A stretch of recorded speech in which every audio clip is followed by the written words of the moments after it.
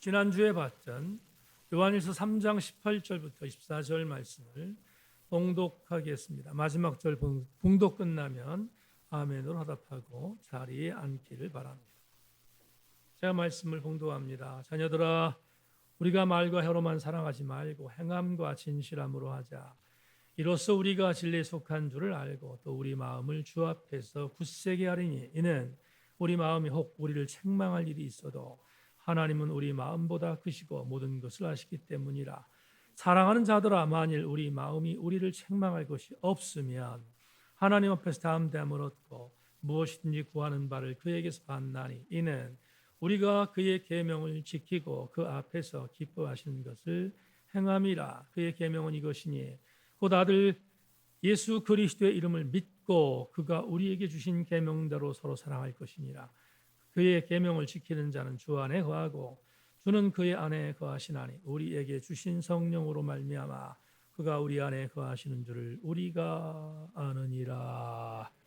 아멘. 자리에 앉습니다.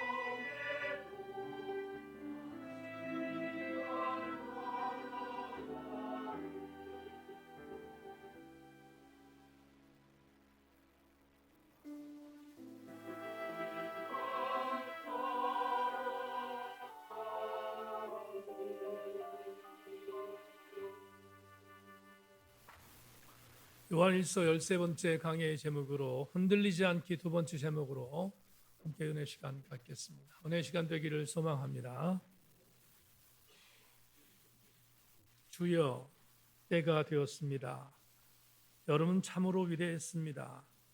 당신의 그림자를 해시기 위에 드리워 주시고 들판 위엔 바람을 풀어놓아 주소서. 열매들이 살찌도록 부추겨 주소서. 그들에게 이틀만 더 따뜻한 날을 주시고 크나큰 완성을 이루도록 해 주시며 무거운 포도송이의 마지막 단맛이 들도록 해 주소서. 지금 집이 없는 사람은 앞으로도 짓지 못할 것입니다.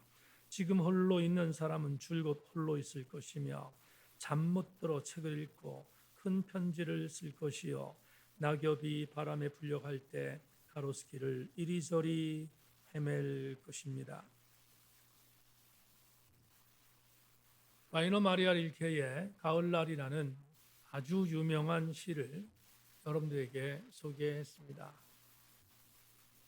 제 기억으로 고등학교 국어 교과서에 수록되어 있는 이 시를 고등학교 시절 국어 선생님이 가르칠 때 라이너 마리아 릴케를 순수 서정 시인으로 분류해서 지도했던 기억이 있습니다.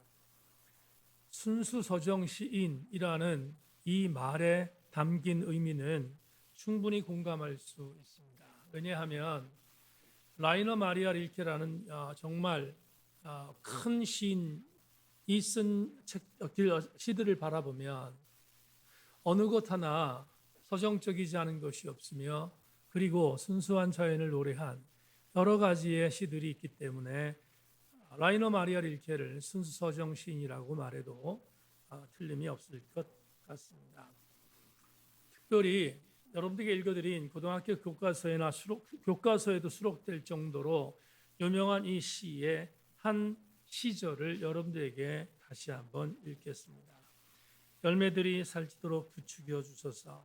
그들에게 이틀만 더 따뜻한 날을 주시고 크나큰 완성을 이루도록 해주시며 무거운 포도송이의 마지막 단맛이 들도록 해주소서.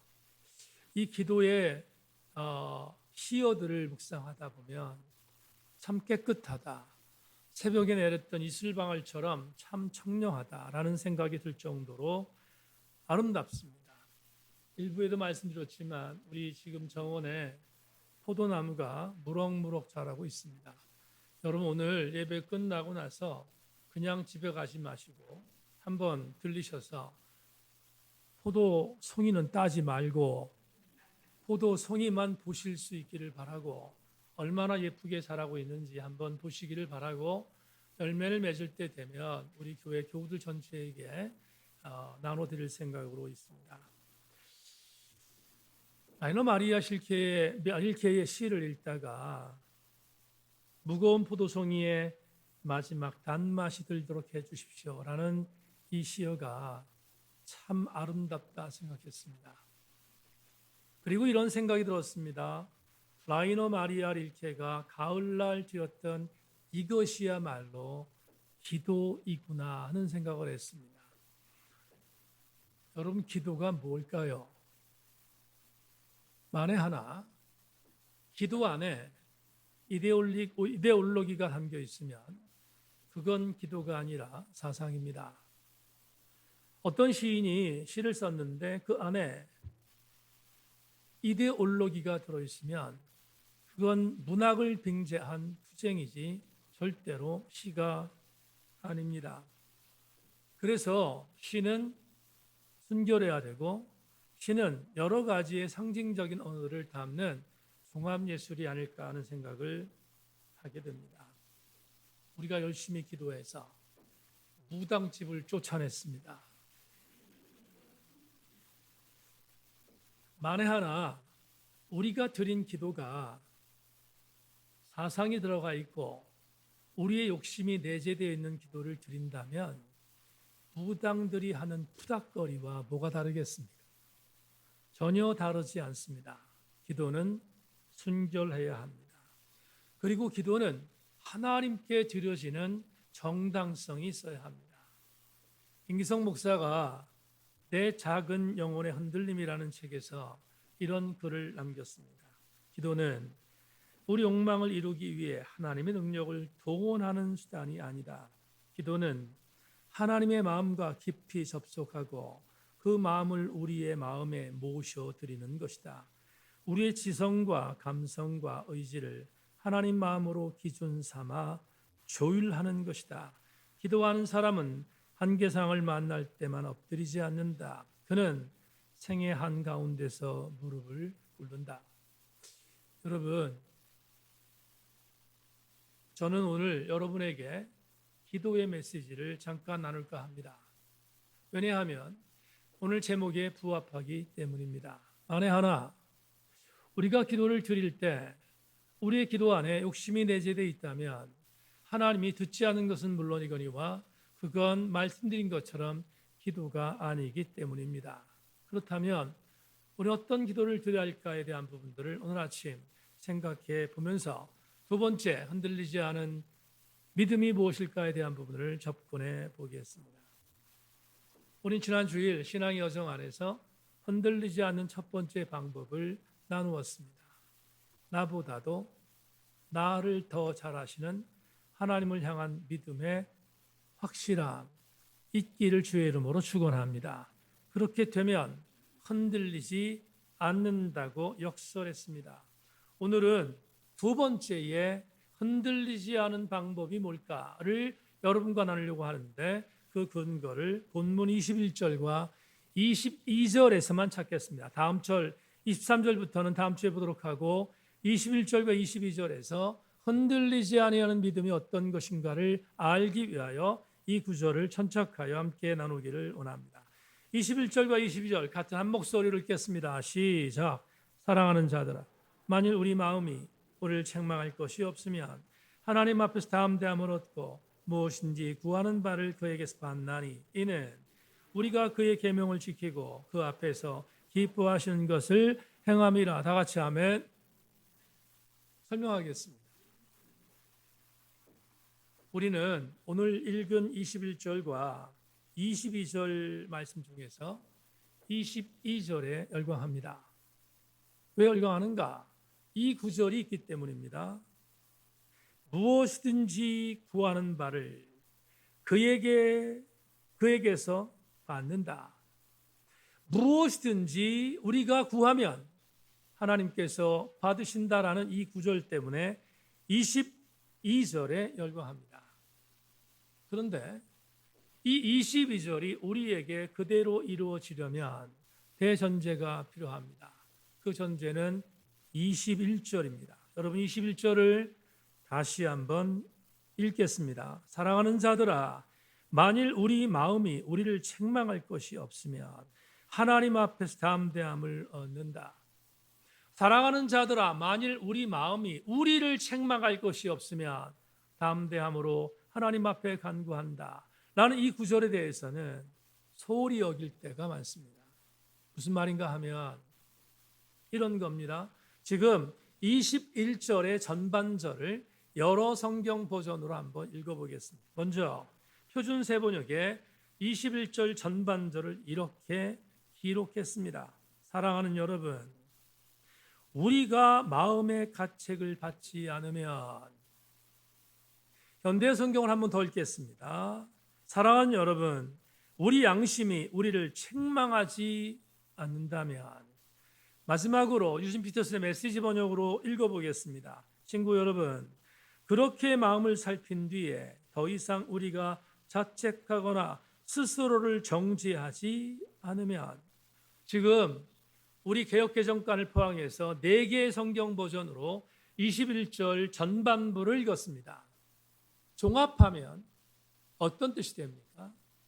이런 뜻이 됩니다. 적어도 내가 하나님 앞에 기도하는 기도자로 서는 자세가 있습니다. 내가 하나님 앞에 기도하는 기도의 드림의 대상자로 자세가 필요하다.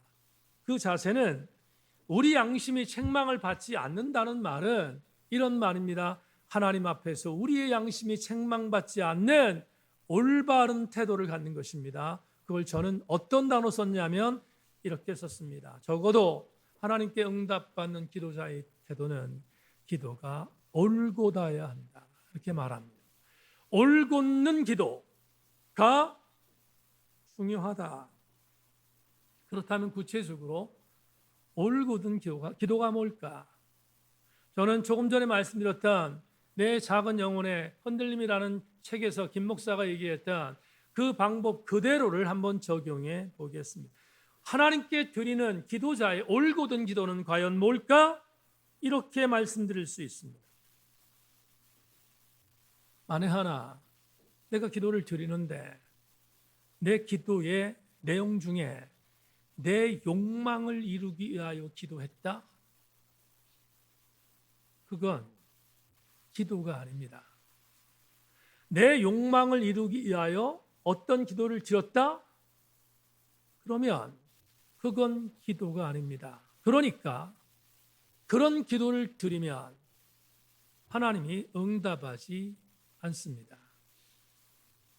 아주 오래전에 이재철 목사님 책에 이런 글이 담겨 있었습니다. 막 살아서 간이 망가졌습니다. 간이 망가져서 간경화가 되었습니다. 그런데 이 환자는 간을 이식하지 않으면 죽습니다. 그런데 주름풍월이 있었던 이 환자가 하나님께 이렇게 기도했습니다. 하나님, 간을 이식할 수 있도록 간 기증자가 나오게 하여 주옵소서. 여러분, 듣자 보면 그럴듯한 기도처럼 보이지만 그 기도는 하나님 듣지 않습니다. 왜 듣지 않습니까? 만에 하나 내 간 이식을 위해서 간을 기증할 자가 나오게 해달라는 기도가 응답되면 하나님은 누군가 한 명을 죽여야 합니다. 누구 한 명이 뇌사 상태에 빠져서 간을 기증해야 가능한 일인데 그걸 기도했다, 응답했다, 응답할 리 없지만 여러분 그건 얼마나 무서운 기도인지를 새삼 느껴야 합니다. 나 하나 살고자 다른 사람을 죽이는 기도를 하나님이 들으시겠습니까? 듣지 않습니다. 또 하나의 내용이 있는데 노처녀 그룹이 있습니다. 지금 노처녀란 말 안 쓰지만 노처녀 그룹이 있습니다. 교회 모임의 노처녀 그룹에서 아주 오래전이니까 서로 기도 제목을 나눴는데 제일 많은 기도 제목은 결혼입니다. 그런데 한 노처녀가 자기 엄마와 기도와 부합한 내용을 나눴답니다. 이렇게 우리 엄마가 이런 기도를 하니까 너도 이렇게 기도해라. 그래서 그걸 나눈 겁니다. 그런데 그 노처녀의 기도 제목이 이런 겁니다. 나이가 이미 차서 젊은 어떤 초혼을 한 그런 남자와 결혼할 수 없으니까 재혼도 좋으니까 두 번째 결혼한 남자도 좋으니까 전제 조건이 있습니다. 어떤 전제 조건이냐면 상처한 외과 의사였습니다. 놀라지도 않죠, 여러분. 상처한 외과 의사를 남편으로 달라고 기도한 그 기도가 제정신입니까, 여러분? 만약 하나님께서 그 기도를 신선하게 응답하시면 외과 의사를 남편으로 둔 어떤 여자는 죽어야 합니다. 그렇지 않겠습니까? 이게 제정신입니까? 무슨 말씀을 드리려고 하냐면 내 욕심의 욕망을 이루기 위하여 기도하는 기도는 이미 기도가 아니다 이 말입니다. 여러분 제가 이런 말 많이 합니다. 여러분 감동대로 신앙생활하지 말고 성경대로 신앙생활하십시오. 만에 하나 내 지성과 감성과 의지가 내가 원하는 대로 드리는 기도를 드리면 그건 내가 신앙이지 하나님 신앙이 아닙니다. 하나님 그런 기도에 응답하지 않습니다. 김 목사님 얘기를 그대로 또 한 번 얘기한다면 정말로 중요한 기도는 뭡니까? 날마다 엎드리는 것입니다. 어떻게? 삶으로. 만에 하나 내가 급한 일이 생겼습니다. 급한 일이 생겨서 그 급한 일을 위하여 기도한다? 그거 괜찮습니다. 여러분 지난 주간 치열하게 살았습니다. 저는 정말로 치열하게 살았어요. 저는 지체들을 위해서 얼만큼 느낄지 모르지만 여러분 담임 목사는 정말 치열하게 지난주 살았습니다. 급했기 때문에. 여러분 급할 때 하나님께 SOS를 청하는 거 당연합니다. 문제가 뭐지요? 하나님이 응답하셨습니다. 하나님 문제를 해결해 주셨습니다. 그 다음에 하나님과 등 돌리면 그건 정말로 질 나쁜 일이 아닙니까?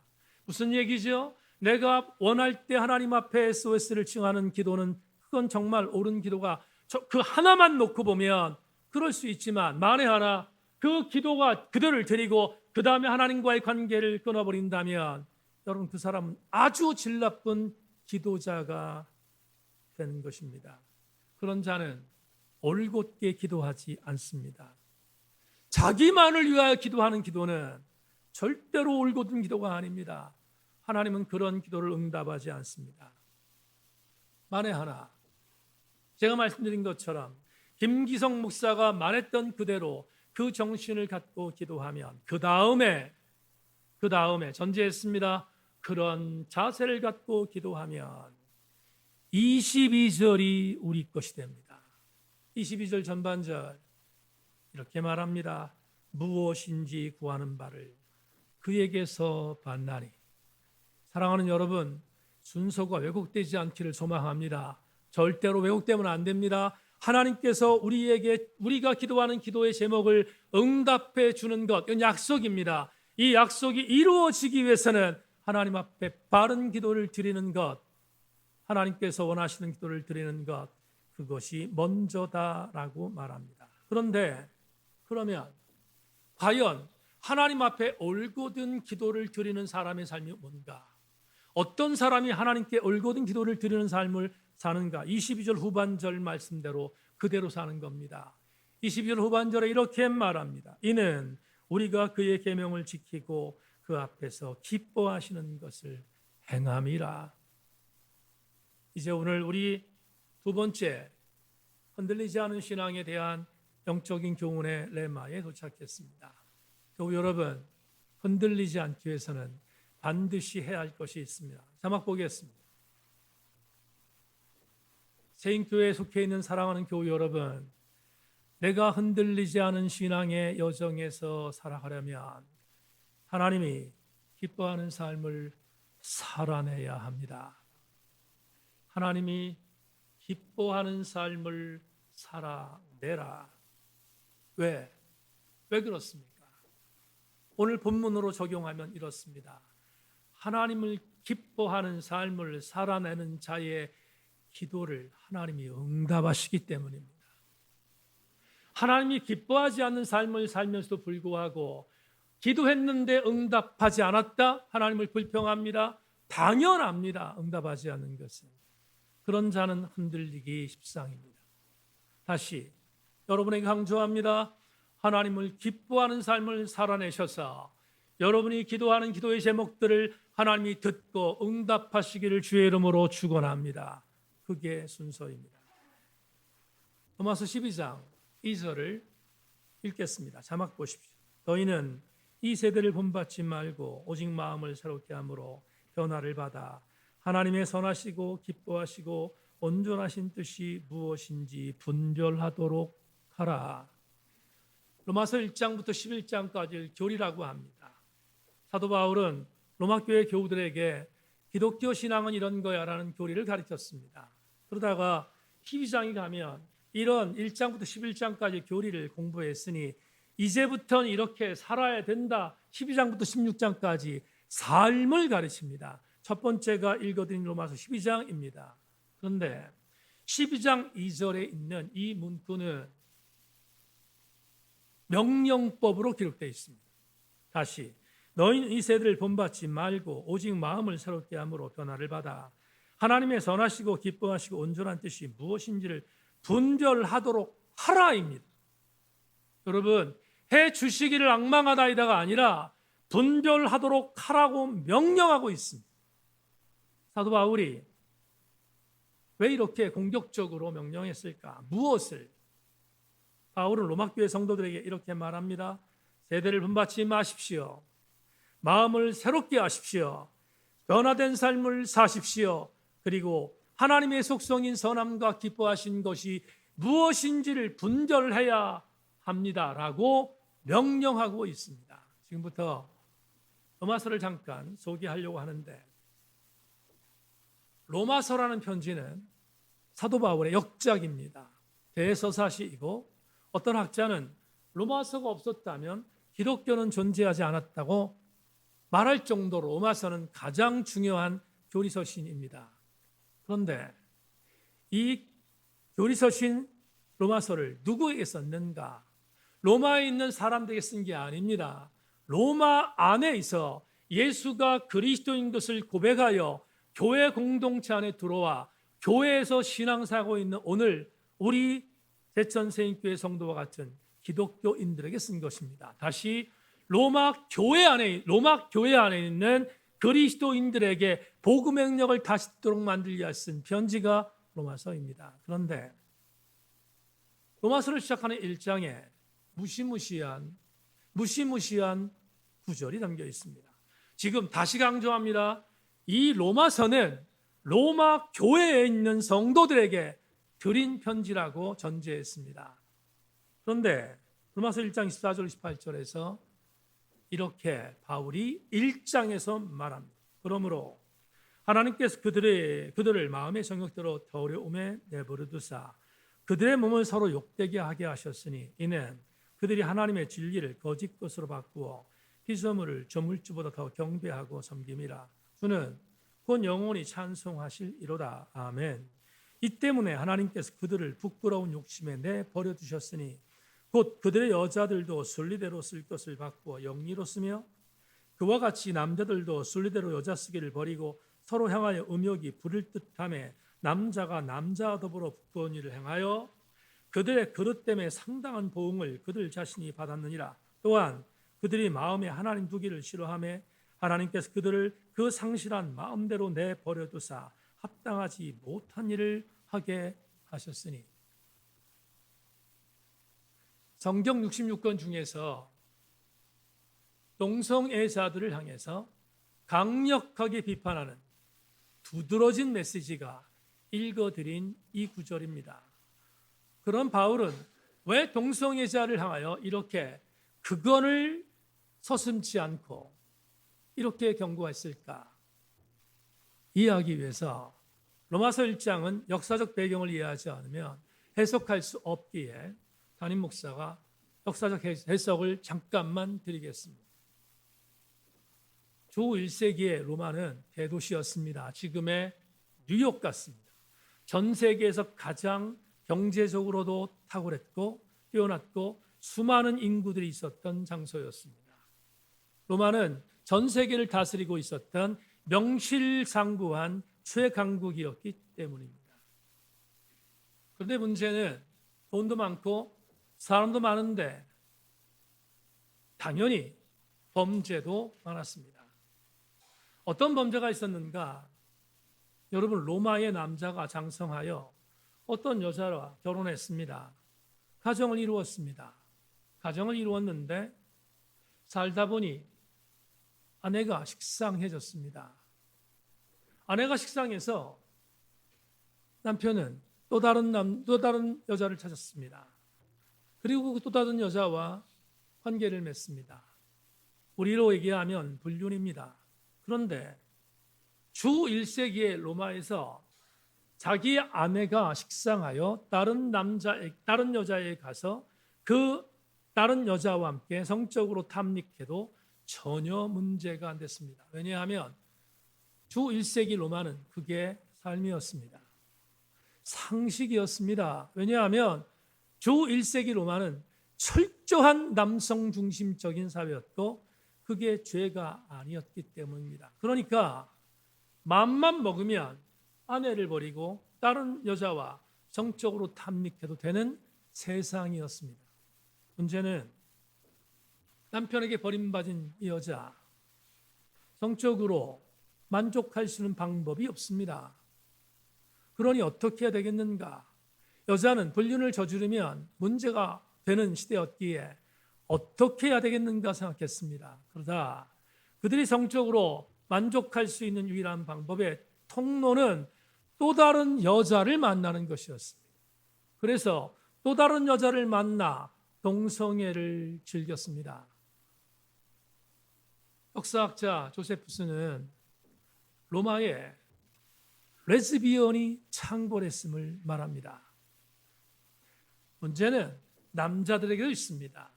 남자들이 아무리 그게 상식인 때였지만 남자들이 또 다른 여자와 함께 정적으로 탐닉하는 일들을 죄악시되지 않던 시대였기에 여자를 유린했습니다. 문제는 여자만이 아닙니다. 특별히 로마의 관료들은 남성들을 노리게 삼아 남성들을 성적인 탐닉의 대상으로 삼았습니다. 조세푸스는 말합니다. 로마시 안에 레즈비언과 호모들이 들끓었다고. 보십시오. 진보주의에 있는 학자들과 목회자들이 이렇게 말합니다. AD 1세기에 로마에 있었던 여성들 중에 레즈비언들, 호모 말고 레즈비언들을 이해하지 못하면 그러면 그건 문제가 심각하다고 가르칩니다.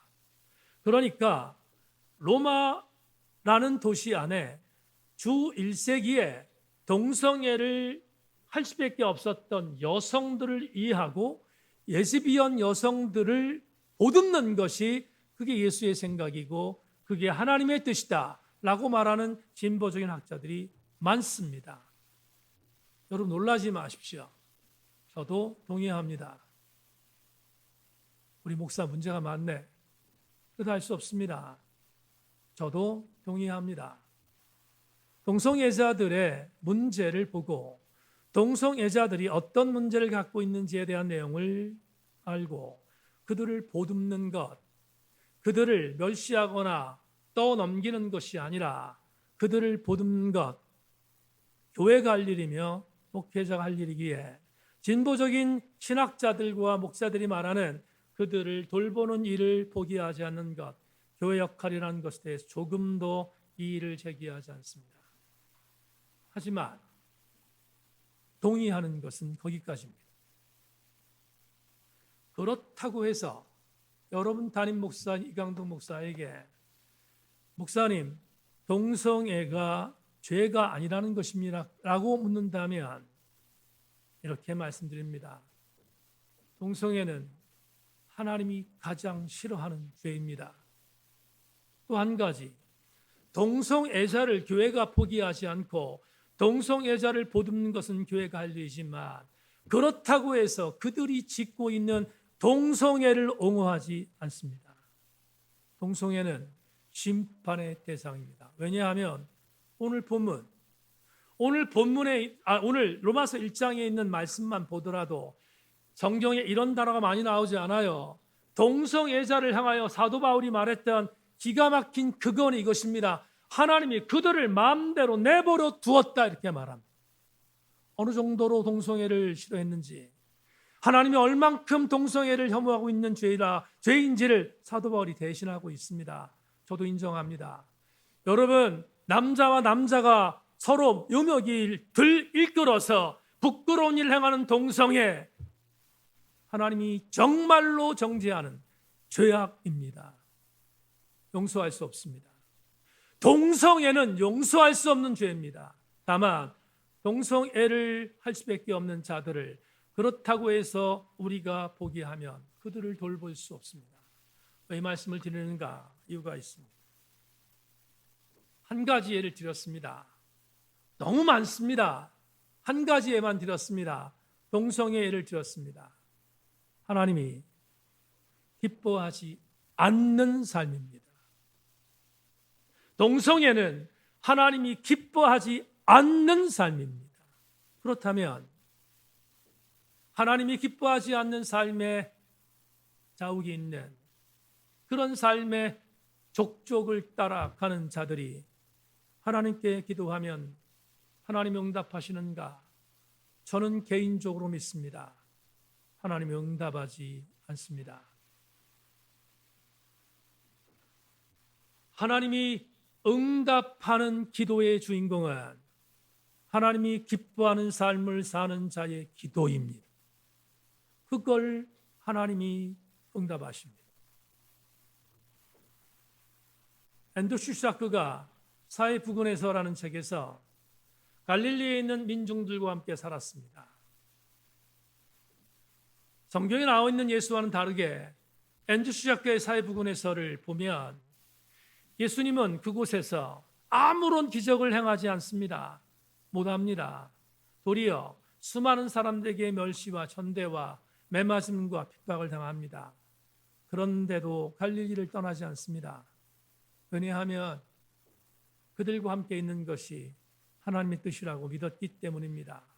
여러분, 하나님이 기뻐하는 삶이 뭔가? 앤드류 슈샤크의 사회 부근에서 기술되고 있는 갈릴리 백성들과 함께 했던 예수의 삶, 그게 하나님이 기뻐하는 삶입니다. 우리 교회가 사역하고 있는 이타적 사명을 감당하는 것, 그게 하나님이 기뻐하는 삶입니다. 두 번째 독서 모임에서 우린 J.J. 크로닌의 천국의 열쇠를 읽었습니다. 두 명의 신공이 있었다고 했습니다. 안셀리 밀리는 잘 나가는 신부입니다. 타락한 캐톨릭 지도자들과 결탁했습니다. 그리고 그들에게 빌붙었습니다. 그들이 좋은 자리를 주면 좋은 자리를 갈 수 있다고 믿었기에 타락한 그들과 함께 부합했습니다. 안셀리 밀리는 그래서 잘 나가던 신부였습니다. 반면 그의 신학교 동기였던 프란시스 치섬은 전혀 반대의 길을 갔습니다. 중국어로 외방 선교를 만들고 선교사로 파송됩니다. 그곳에서 죽을 고비를 수없이 넘겼습니다. 엄청난 고통들을 당합니다. 그리고 당시에 만연했던 패스트 때문에 수많은 사람들이 죽어갈 때 그들과 함께 죽을 뻔했습니다. 배신도 당하고 엄청난 일을 당합니다. 정말 누구든지 가기 싫어하는 길이었습니다. 그런데 프란시스 치섬은 그곳에서 버려진 자들과 함께 했습니다. 그들의 삶을 함께 나누었고 사랑을 전했습니다. 여러분, 그게 바로 하나님이 기뻐하시는 삶이었습니다. 오늘 여러분에게 이 말씀을 드립니다. 하나님께서 누구나 기도한다고, 잘 들으십시오. 하나님께서 누구나 기도한다고 하나님이 기도를 응답하지 않습니다. 하나님의 들으시는 기도의 내용은 하나님이 기뻐하는 삶을 사는 자의 기도입니다. 잊지 마십시오. 하나님이 기뻐하는 삶을 살아가는 자가 드리는 기도를 하나님이 들으십니다. 반면 하나님이 원하시지 않는 삶을 막 사는 자가 기도하면 하나님이 듣지 않습니다. 하나님 듣지 않으면 흔들립니다. 사랑하는 교회 여러분, 흔들리지 않는 하나님의 원하시는 삶, 기뻐하는 삶을 살아 기도하는 교우들 되심으로 하나님께 기도하면 응답받는 여러분 되기를 주의 이름으로 소망합니다. 그러려면 흔들리지 않습니다. 이번 주간에 담임 목사의 5번째 책이 출간됩니다. 기도 많이 해주시기를 부탁합니다. 출간을 앞두고 있는데 밴쿠버에서 사역하는 전성민 박사 사사기의 전문가인데 전 박사에게 추천의 글을 부탁했습니다. 그랬더니 전 박사가 기꺼이 수락해서 정말 참 좋은 추천의 글을 보내주었습니다. 그 추천의 글, 전성민 박사의 추천의 글 일부분을 여러분에게 읽겠습니다. 저자는 이 책 신사사시대에 읽는 사사기 2를 쓴 것은 그리스도인이라는 이름을 갖고 사는 모든 이들이 영적 분별력을 잃지 말고 살자는 의도라고 말합니다. 제목이 웅변하는 대로 사사시대는 지나간 시대가 결코 아니라 지금 우리가 살아가는 현실이기에 저자가 의도한 대로 이 책을 읽으시는 모든 독자들이 영적 분별력을 잃지 않을 뿐 아니라 오히려 더 깊은 분별력을 함양케 되기를 바랍니다. 당혹감으로 시작했지만 놀라움과 부러움으로 이어진 저의 경험을 다른 독자분들도 경험해 보시기를 권합니다. 단순한 성경 해석서나 신앙서적을 넘어 우리 신앙의 깊이와 넓이를 확장시키는 고민스럽지만 특별한 여정으로 초청합니다. 저자의 40년간의 목회 경험과 인문학적 통찰이 어우러진 이 책은 우리가 신사사시대의 황폐함 속에서 또 하나님의 손길의 흔적을 발견하고 그분의 지혜와 아름다움을 새롭게 알아보는 안내서가 될 것입니다. 그 안내를 잘 따라갈 때 내 소견이 아닌 한 분 주군의 뜻만을 구하며 살아가는 힘들지만 묵직하고 어렵지만 도전이 되는 삶을 사는 그리스도인이 될 수 있을 것입니다. 여러분, 전 박사가 말한 것처럼 저는 두 번째 책을 내며 분명한 집필 의도를 갖고 이 책을 집필했습니다. 이 책을 읽는 모든 독자들이 주의 뜻을 분별할 수 있는 능력을 받게 하기 위해서였습니다. 주의 뜻을 분별할 수 있는 능력이 뭘까? 바꾸겠습니다. 하나님이 기뻐하는 삶입니다. 하나님이 기뻐하는 삶이 주님을 통하여서 이 시대를 분별할 수 있는 능력이지 않겠습니까? 우리 새인교회 교우들이여, 욕심대로 살지 말고 하나님 뜻대로 살기를 주의 이름으로 소망합니다. 그럴 때 하나님이 우리의 기도를 응답하셔서 흔들리지 않을 수 있기 때문입니다. 이제 말씀 맺겠습니다. 글 하나 소개하고 말씀을 맺겠습니다. 한 남자가 하나님께 이렇게 기도했습니다. 주님, 저는 평생을 아주 신실한 크리스천으로 당신을 섬기며 살았습니다. 그러니 이제 제 소원 하나만 들어주십시오. 그랬더니 하나님이 이렇게 말씀하셨습니다. 그래, 알았다. 원하는 게 뭐냐? 이 남자가 말합니다. 하나님, 하와이까지 여기서부터 다리를 놔주십시오.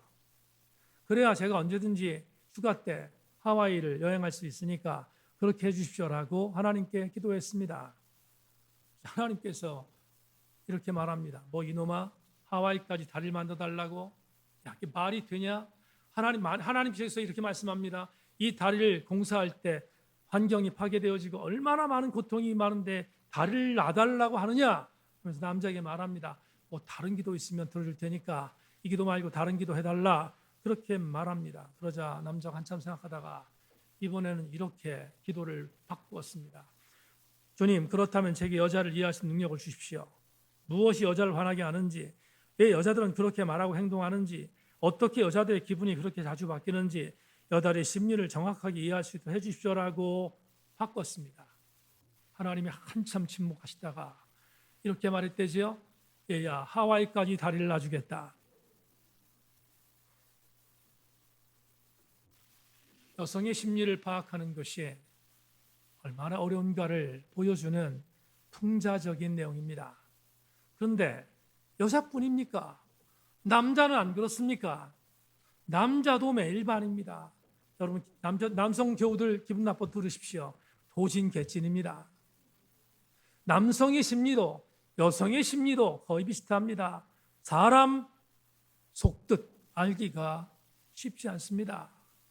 오죽하면 10길 물속은 알아도 한 길 사람 속은 모른다고 말합니까? 우리 사람의 심리가 그렇다는 걸 풍자하고 있습니다. 근데 말입니다. 얼마나 감사합니까?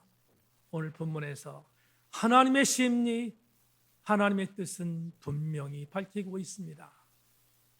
교우 여러분, 하나님께서 당신의 뜻을 밝히셨습니다. 어떻게 밝히셨는가? 하나님이 이렇게 말합니다. 사랑하는 새인교회 성도들아, 내가 원하는 대로 살아라 라고 말합니다. 하나님이 원하는 삶은 성경에 있습니다. 성경에 있는 하나님이 원하는 식대로 살면 하나님이 여러분들에게 기도를 드릴 때마다 응답하십니다. 그러면 우리는 최종적인 감동에 젖습니다. 그러면 우리는 흔들리지 않습니다. 하나님의 뜻을 기쁘게 하는 삶을 살아내 하나님께 기도하면 들으시고 그 들으심을 통하여 받는 은혜로 인하여 흔들리지 아니하는 신앙의 여정으로 승리하는 우리 교우들 전체가 되기를 주님의 이름으로 축원합니다.